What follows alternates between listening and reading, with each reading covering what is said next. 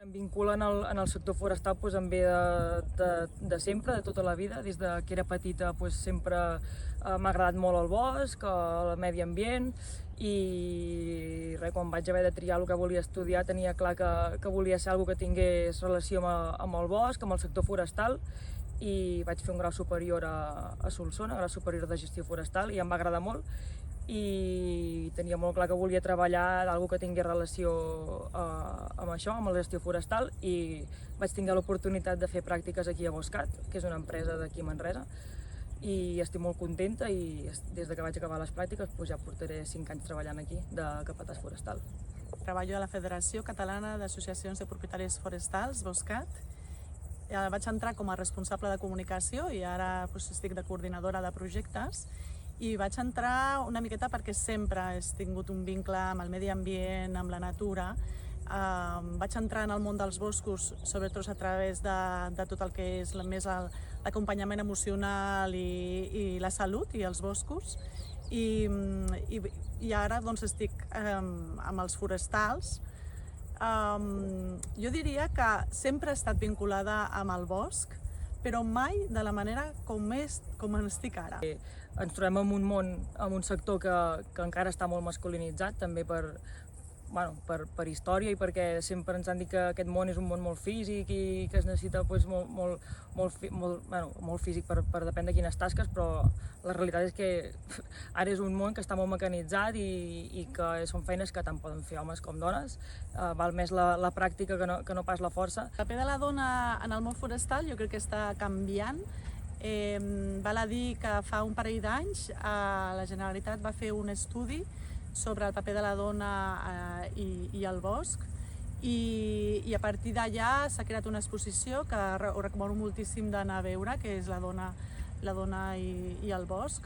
i Emboscades, de fet es diu, i ara s'estan fent moltíssimes xerrades, amb la qual jo crec que ja comença a haver-hi un punt d'inflexió, on les dones cada vegada s'incorporen més en el sector forestal, i aquest ecosistema que avui en dia encara està molt masculinitzat, està canviant, igual que canvia el clima, cap a un ecosistema on hi hagi una igualtat de gènere i on les dones es veuen tan capaces i tan incloses en aquest sector. La veritat és que moltes feines que jo m'he trobat amb camions, amb colles forestals, el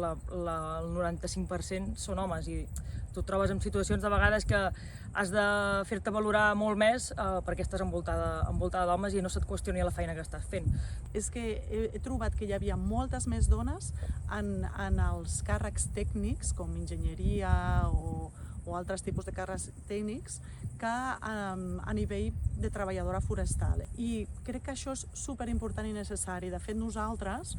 com a Boscat, tenim un equip de formació i oferim formació de treballadors forestals, i en els últims 2 anys hem tingut la gran oportunitat de tenir equips mixtes on hi havia tant homes com dones i poder observar com treballaven diferent. I això no vol dir que uns siguin millors que els altres, sinó que la importància de que tinguem a les dues